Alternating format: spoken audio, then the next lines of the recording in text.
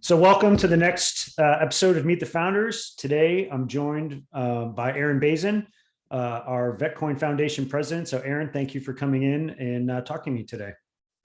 Thanks, Russ. I'm excited to be here and ready to get started. Yeah, this would be our third conversation this week because we have our board meetings and that's outside of work, right? Like it's funny, like every time we have these conversations, like, oh, well, we work next to each other or we work together. And, yeah. So we have like our work family and then we've got our VetCoin family. Right. But this is different. This is going to be a little bit different because we're not looking at like a work objective, right? We're just going to kind of talk about VetCoin and who we are. Yep. So with that, if you could, introduce yourself to the audience, let people know, like, who is Aaron Bazin? So I was born and raised in Tampa, Florida, and I joined the military when I was 17. Was commissioned when I was 19 at Wentworth Military Academy, and then served some time in reserves and National Guard until 1997. And then 1997, I went active duty. And so I was active duty as infantryman from like 1997 until right around 2004, 2005. Then I became a strategist. So I went to school to become a strategist with the War College and the BSAP program, Basic Strategic Arts program. And then I went on from there to work at a bunch of 4-star commands, Central Command in Tampa, here in Tampa, Training Doctrine Command in Fort Eustis, Virginia, and then NATO in Virginia as well. And then finally, now I work at Special Operations Command in Tampa. And so that's where I'm at now. So I'm luckily I retired in 2018, came back to Tampa, and I'm here with my family. So I didn't realize we had a NATO-oriented organization up in Virginia. That's news to me. Yeah, so it's NATO Allied Command Transformation. So what they do is basically they write the doctrine and I'm trying to plug in my computer here. It's power cord came on charge. So basically NATO ACT, we did futures work. So we looked at the trends of the future and tried to develop concepts and capabilities for what NATO will need to be in the future. So it was a great job. It's in Virginia. So all the foreigners come to the States for 3 years. And I was one of the folks from the United States serving with them. So it was a pretty cool working for a French 4-star. And the best part about it for me is I got to travel to Europe almost every month. So that's pretty good. Yeah, it was amazing. I went to like 20 of at the time there were 28 NATO countries. Now there's 30.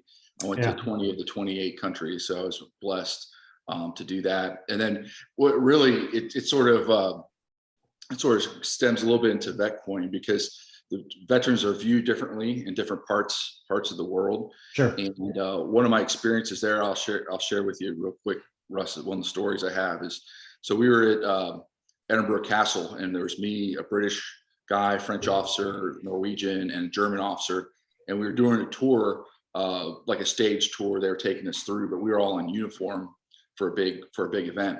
But there were American civilians that were going to the tour, just tourists going to see the castle as well. Mm-hmm. And one of the Americans came out of the crowd and walked over to me and shook my hand and said, "Hey, I just want to thank you for your service. Thank you for what you do every day." And the British guy looked over at me like, "Does that happen all the time?" I'm like, "Well, not all the time, but it happens on a regular basis. American people are very," he's like, that blew his mind. It didn't process. They didn't realize how much the people support what they do. And that's, to me, that's what makes America great. One of the things that makes America great. Even though we want to include all types of veterans at VetCoin of all different services, we are Americans. And so to me, it's a very patriotic sort of endeavor. Yeah, that's really cool because what people may not realize they probably will when they see you trying to plug in your computer in the middle of a conversation is it's totally unscripted. But if people watch all of these interviews, they'll see the same things come up. Not that we're repetitive, but because they're poignant.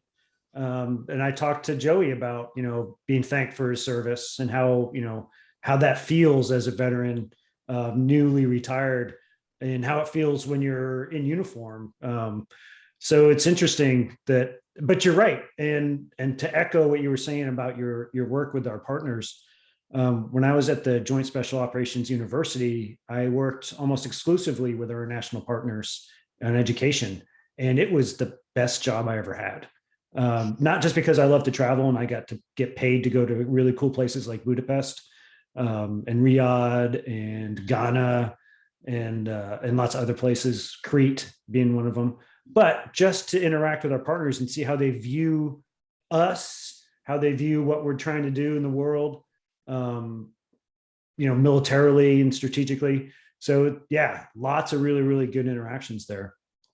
So if you could kind of, like, you shared that bit about your time in service. So what about that was it that, you wanted to share with the audience? What is it about that kind of experience at the castle and being thanked? Well, just that's part of my, I don't know, like when you go overseas and when you serve in not nice places like Afghanistan, Iraq, Pakistan, I've been all over the place. You realize, you get to appreciate how fortunate we are to live in this country, how all the blessings that we have. And I think one of the things, like when people volunteer for service, they come from all different walks of life, all races, creeds, colors, all backgrounds, and they come to the service, and we have this great sort of leveling experience. But like a couple of the big reasons is like there's a lot of sort of financial issues that sort of come up through a soldier's life as they enter. As any young person, 18, 19 years old, looking into it or getting the service, you come into a different financial place than when you're 40 and you leave. But I just want to share one of the stories. When I was a company commander, we had a soldier join, and he came from basic training, guys training, came to our unit, and he processed my unit, and he was 19 years old. He had a wife that was about 18, and they had 3 kids, and they came in. Wait.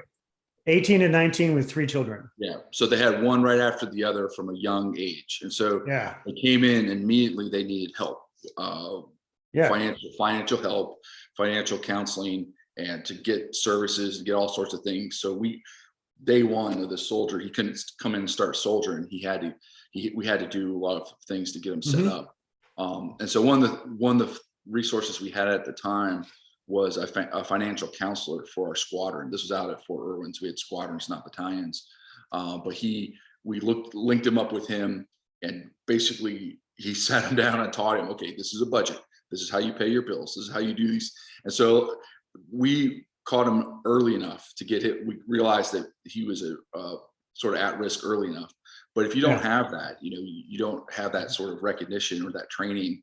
We don't really give that training as part of what we do. You just expect people to pay their bills and to be responsible. I think that we don't talk about money enough, talk about retirement enough, benefits enough, and really inform each other on it. So what happens is you take that person or someone like him, and then 20 years later, now they've had a career, they've had a steady flow of income. Now they retire or they leave the service for whatever reason. And now that support structure isn't there. They don't have anyone telling them to pay their bills. They don't have the platoon sergeant staying on them because they know that they took out a payday loan.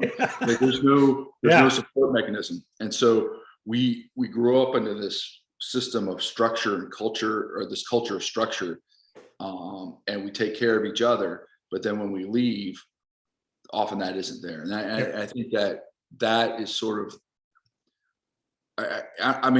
everyone has their own different reasons for problems that they have. But I think having such a structured life and such a regimented life to one that's completely unstructured throws people for a loop. And I haven't read any research that proves this, but I think that that's part of the reason that people fall into the traps that they do. So with Vetcoin, we are all veterans or involved in the military. What we want to do is sort of help that extend that network beyond just service. So after service, but we want to support service members and family members as well. It's active duty as well. So it's not just about the veterans, but when we talk about Vetcoin giving back and the donations every Veterans Day and the awards, that's the that's what we want to do, is help the veterans organizations. Yep. And we created the nonprofit first, right? Mhm. So kind of, I mean, I know my position and my recollection of the conversations that we had about this, but, you know, as the president of the VetCoin Foundation, and really like you were instrumental in getting the C3 status for the foundation, et cetera. So kind of explain to the audience why we chose to do the foundation first. No, that's a good question. So we looked at it, and if you remember, we debated about it quite a lot, and we looked at a for-profit structure, non-profit structure, and not for-profit structure, which are all different. We didn't know that starting out. Yep. That's one of the things we learned along the way. But the nonprofit, what we ended up doing, and we, like you said, we just got approved by the IRS about 3 weeks ago now for a 501c3. It's really what the benefit for us is that we don't have to worry about paying the corporate taxes, and so there's a lot that's a lot better for us sort of internally. I think it also gives us legitimacy and signals to our customers, the people that want to use, they're going to use VetCoin, and the organizations that sign up with the Vetiverse. It's the signal to them that, hey, we're not in this to make money. We're in this to give back. And we want everyone to make money. We want people, of course, we're not looking disparaging anyone that, but our motives and our goals are pure. And that's why I know that we'll be a success. One of the things that I felt very strongly about, and you were instrumental in doing, Russ, was our core principles, our core values. I've looked at hundreds of cryptocurrency white papers over the past year, and I haven't seen one that has core values laid out. And so that's one thing I felt very strongly about, and I appreciate, Russ, from you just taking the lead on that and developing those for us, because that's something I tell everybody about. I think it's a huge thing. Yeah, it was. I mean, we were very deliberate, and we've had, you know, I've made this comment in several of our interviews with the other co-founders. Is, you know, we decided we wanted to be different. Like, our reputation is right there with VetCoin. Our pictures are there. Our names are there. Everything's above board, total clarity, transparency. So yeah, and that was a conscious decision. Like, we could have in theory just thrown something out there and see if it sticks. But, you know, for me, the foundation is what makes this durable. And and I'll tell people this, and I'm sure I've mentioned this to you in the past, but I'm going on record here. I'll tell people, like, look, the whole point is for the VetCoin Foundation is to help the veteran community. If you want to use VetCoin to do that, that's cool. If you don't want to use VetCoin, that's cool too. But watch our videos, get educated, learn how to apply, you know, all the qualities of the blockchain, you know, cryptocurrency environment to benefit the community. And if you want to use VetCoin to do it, awesome. But the point is, take advantage of the opportunity that's out there. Yeah, so I agree with that completely, Russ. And so looking into some research on the Vetiverse and Web3 and everything like that, there was an estimate, an economic estimate, that it was about $8 trillion in the coming years. The economy is going to be oriented toward blockchain, cryptocurrency, and Web3. And so part of what we're doing, I think part of our mission is that education piece. Is we had to educate ourselves first and foremost. It was about a year ago. Yeah. We did very little. So this journey of education of ourselves, and then passing that on through the VetCoin Bootcamp, and different videos and the events we have planned. That's really it's all about. It's showing people what the blockchain is, helping people get on that, organizations help. If you want to join the Vetiverse, that's cool. You can come on and see it and everything like that. But if you don't, that's fine as well. It's all about making the resource available, and for those people that want to take part. Right. So when you mentioned several things, you mentioned the Vetiverse, and we've talked about other, education bootcamp series that you put out about weekly. You're sending out, these educational short videos that have been very helpful for me, and I'm sure others. What quality of this project, like what gets you excited when you think about the future of VetCoin? So for me, I mean, there's a lot of different things. Technologically speaking, the Vetiverse is sort of exciting because it's new and it's basically a empty world that we can create and put anything there with rules and structure and buildings and real estate and things that the users and anyone can make. And so this week I'm making a video on the Vetiverse on how you, just as a walkthrough, so people can see it, see what it is, see what the different kiosks are. But it's anything we want it to be. We've talked about building bases, building fobs, building different, like Fort Hood, Camp Lejeune, different things there, and selling off pieces of it. So there's really cool things we do. Talk about historical battles and things like that. So technologically speaking, that's the part that sort of interests me and excites me. And then really getting users to build that. It'll be interesting to see where that goes. From as far as organization piece is the giving back piece. So November 11th, we're going to do our first annual Burrell Award and give that to the charity that the community votes on as the most deserving, and recognized as a national level award. So we want to do that. That's the near term goal. I think the longer term goal, the thing that excites me is just the little things, right? So I was talking to a nonprofit called Wheelchairs for Warriors, and basically all they do is custom-made wheelchairs for permanently disabled veterans, so they have ergonomically designed, comfortable wheelchairs. A great mission. And so I was talking to them a couple of weeks ago, and I helped them learn how to take crypto donations, open up that revenue stream, and to hopefully receive more capital to do their mission.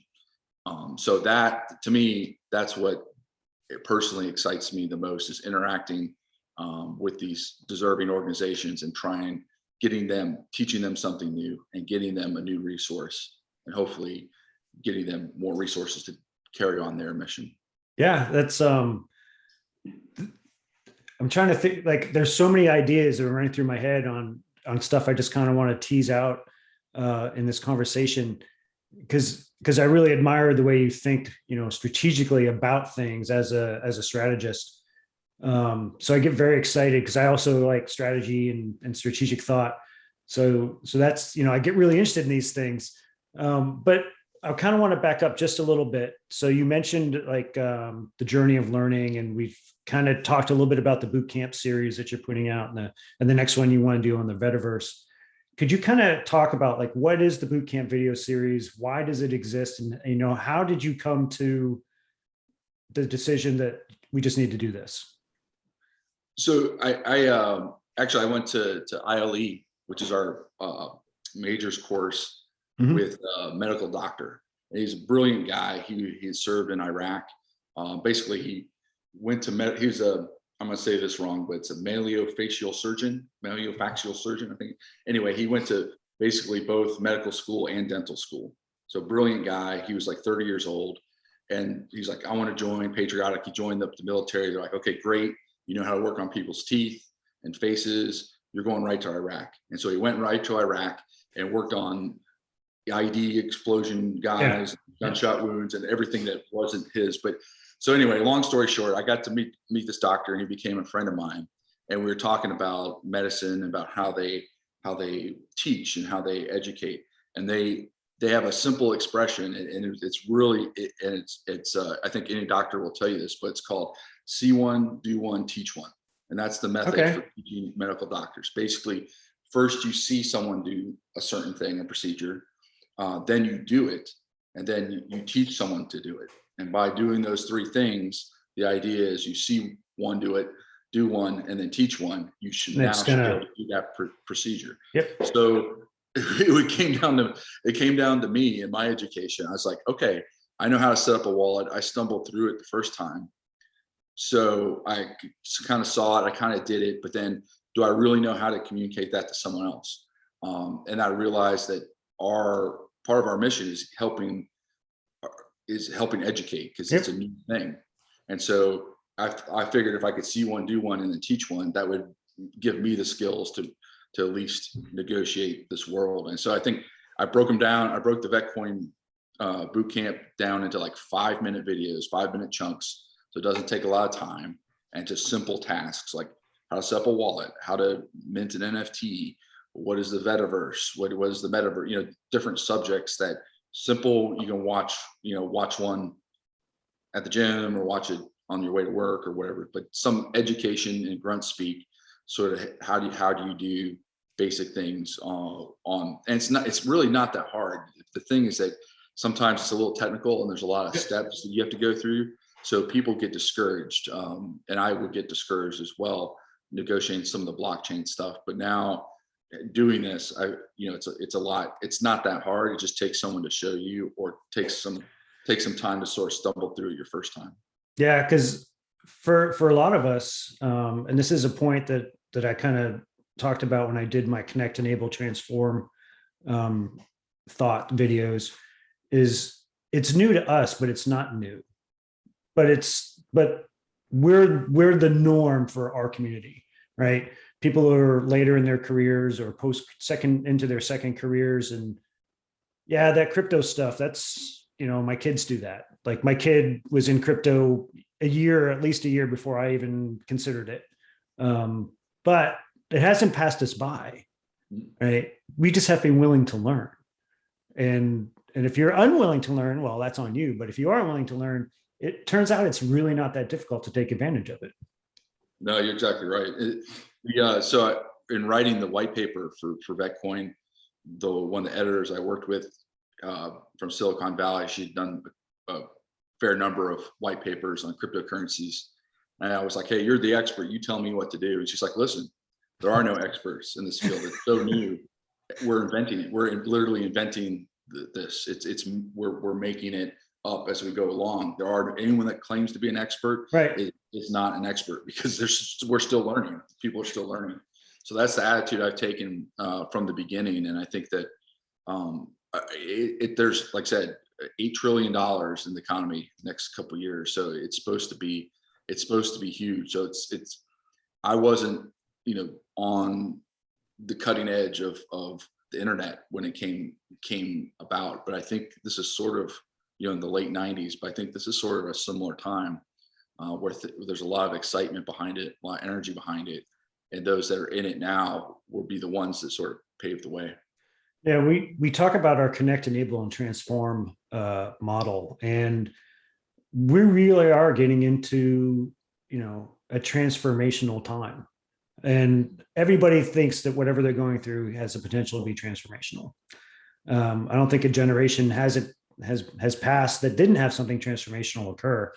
So recognizing that when it happens is a big piece of this.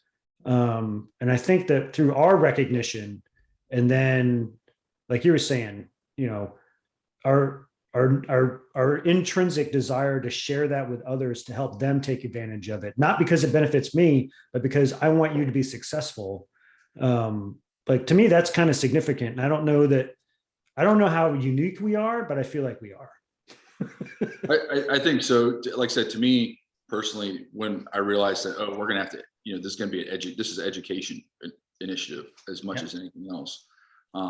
That was sort of when I thought about the boot camp stuff. And, you know, we sort of realized that, you know, if we're going to move together as a community, as a veteran community, to this space, it's very advantageous for us if we can help each other along the way. I think we're all going to make it. We all can make it there. It's just how much, just having an open mind and being willing to learn.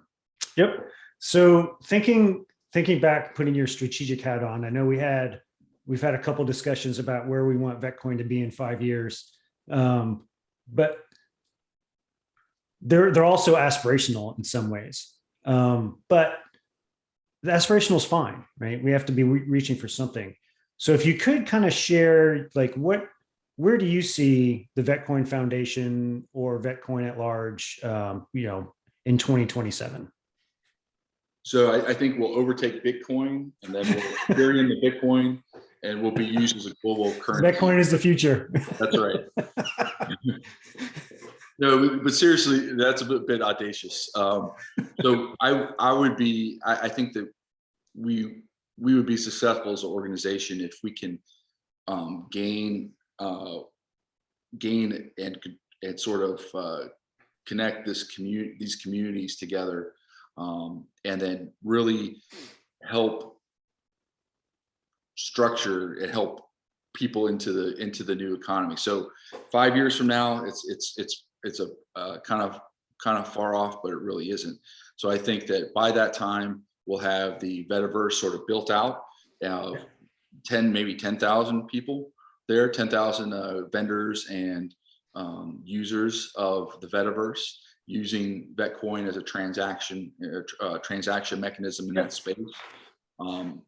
Personally, I think I would like to see us have helped hundreds of organizations get onto the blockchain, either that be profit or nonprofit. And then ultimately it'd be about helping out veterans organizations. So in the next 5 years, progressively getting better and recognizing more and more organizations and giving them and I think we have to talk about this, Russ, about the awards, but me personally, I think there's 3 different categories. There's the organizations, there's nonprofits, there's profit companies that are doing a lot, but then also there's individuals.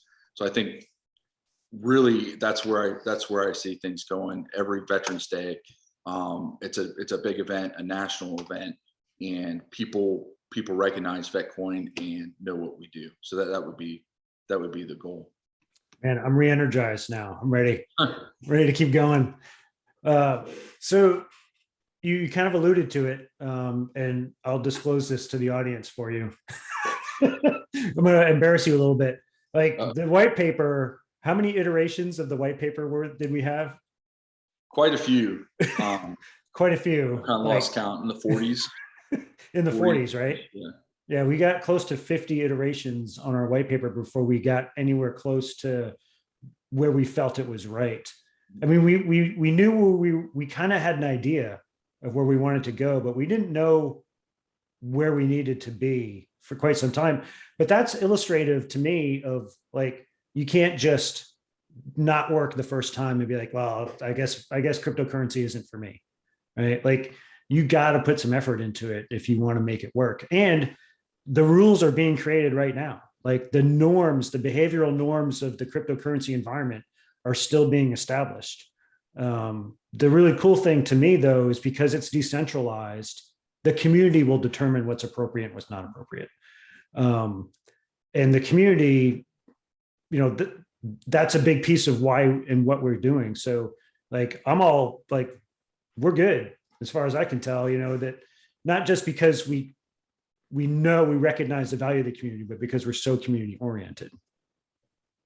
Yeah, I agree. And there's not just one person behind this. It's not just Aaron and Russ and Luke and Raph and all. So it's a board. We've got a board of 10 members. We've got a former ambassador on the board, Harry Thomas. We've got experienced business people like Ahmad, and Alex. So we've got this. It's not one person making the decision. It's a forum, and so we've got a community that's organizing that. But then as we build the community and create our Vetcoin team, then it'll be our larger Vetcoin community. It'll be everyone gets a chance to vote. Everyone gets a stake in where this goes. So it's not like one or two people are controlling it. It's truly a grassroots effort. Yeah. So I don't want to take up all of your time today. So the last thing I'll pose to you is just an opportunity to, what haven't we talked about that you would like to share with the audience?